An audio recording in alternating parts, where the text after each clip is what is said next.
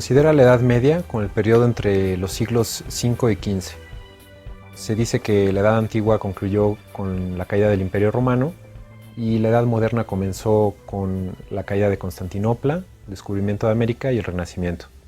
En esta sesión veremos a través de la historia de la Edad Media qué condiciones son necesarias para la generación del conocimiento.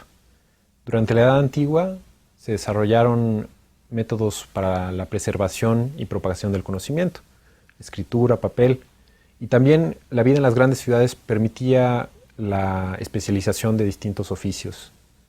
Sin embargo, en la Edad Media, aunque muchas culturas tenían estas condiciones, no eran suficientes para generación de nuevo conocimiento. En el continente americano, durante esta época, se desarrollaron grandes culturas, como la maya, la azteca, la inca, que refinaron el conocimiento desarrollado por los olmecas, principalmente en matemáticas, en escritura, en astronomía, y desafortunadamente nos queda poca información de este periodo. Un hecho interesante es que en las tribus nómadas de Norteamérica se desarrolló una lengua común con signos. A pesar de que cada cultura tenía su idioma particular, compartían una lengua franca que les permitía comunicarse a distintas culturas. Este es un hecho muy interesante que permite la propagación del conocimiento. Durante la Edad Media hubo cierta continuidad en los grandes imperios de Asia, por ejemplo en Persia, en China, en India. Pero algo que marcó este periodo fueron las invasiones de los mongoles, que entre los siglos XIII y XIV alcanzaron a dominar casi toda Asia y una buena parte del este de Europa.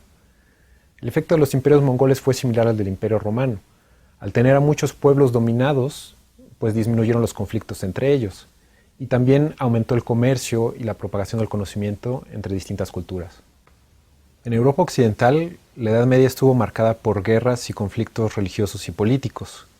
El conocimiento, que era principalmente de la Grecia antigua, casi no progresó y era beneficio solo de unos pocos.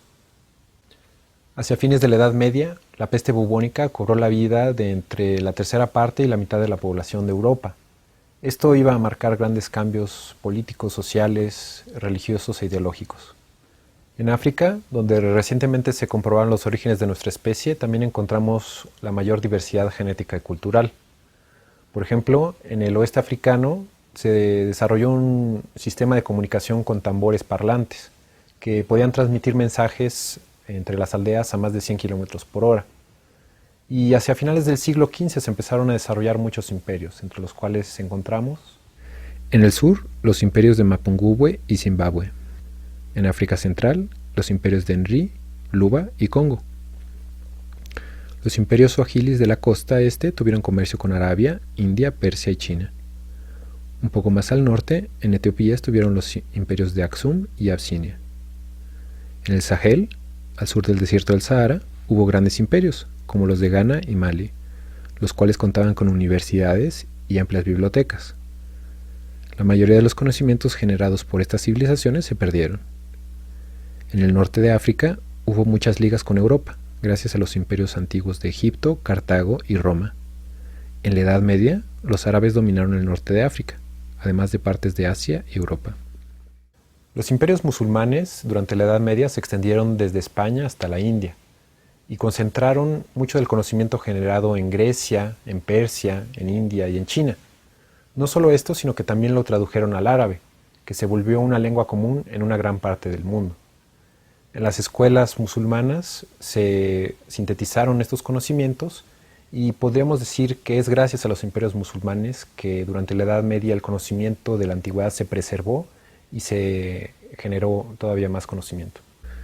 En matemáticas se desarrolló el álgebra, hubo avances en geometría y se definieron los algoritmos, que ahora usamos en ciencias de la computación. También hubo desarrollos en geografía y cartografía, necesarios para el comercio y el control de imperios tan grandes. En astronomía se hicieron mediciones precisas del Sol, la Luna y planetas, y con estos datos se empezó a criticar el modelo geocéntrico del mundo de Ptolomeo. En medicina, Avicenna y otros médicos realizaron avances, entre otras áreas, en psicología y oftalmología. En el estudio de la física se hizo un énfasis en la observación y el razonamiento, formulando una forma primitiva de lo que se conocería después como el método científico. Todavía no se distinguía la alquimia de la química. De hecho, ambos términos vienen del árabe quimia, los cuales se estudiaron ampliamente en este periodo. Con los ejemplos que vimos de la Edad Media, podemos ver algunos de los obstáculos de la ciencia y de la generación del conocimiento, que son los dogmas. En otras palabras, las ideas rígidas. Los dogmas no dependen necesariamente de una religión, que aunque caracterizan a las religiones abrámicas, o sea, el cristianismo, el judaísmo y el islam, pues durante la Edad Media vimos cómo la ciencia floreció bajo los imperios musulmanes y en la Edad Moderna en los países cristianos. Al final de la Edad Media, los dogmas musulmanes decían que si un libro no contradecía al profeta, pues entonces no era necesario. Y si lo contradecía, pues tampoco era necesario. Entonces hubo una gran destrucción del conocimiento. Y algo similar sucedió en los reinos cristianos durante la Edad Media, donde la rigidez de las ideas no permitía que se aceptaran descripciones alternativas a las que ya se tenían. Y bueno, un ejemplo de esto fue con la Inquisición, que de hecho sobrevivió hasta el siglo XIX. Podemos ver que el obstáculo de la ciencia no es una religión, sino son los dogmas. Y los dogmas no solo son un obstáculo para la generación de conocimiento, sino de hecho generan conflictos. Si yo no acepto las ideas de otro, pues entonces voy a estar en contra de ellas. Y todos los conflictos que hemos tenido en la humanidad, de guerras santas y de exterminios, son prueba de ello. Y bueno, los dogmas también se han dado en la ciencia, lo cual ha frenado su propio avance. Por eso la ciencia siempre tiene que estar dudando de sí misma. En la próxima semana veremos por qué. También con la historia de la Edad Media podemos identificar un acelerador del conocimiento, un lenguaje común o una lingua franca. Durante la Edad Media fue el árabe, que en los imperios musulmanes pudo sintetizar los conocimientos generados en Grecia, en Persia, en India, en China y en los mismos imperios musulmanes. Después, durante la Edad Moderna, el latín fue la lengua franca y en la actualidad es el inglés.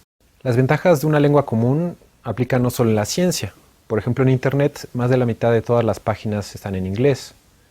Por ejemplo, en Wikipedia hay mucha más información en inglés que en cualquier otro idioma. O también la cantidad de cursos ofrecidos en Coursera en inglés supera a cualquier otro idioma. En la próxima sesión nos enfocaremos en la Edad Moderna y veremos cómo una serie de eventos históricos llevarían a la transformación de la visión del mundo y a la generación de lo que ahora conocemos como ciencia.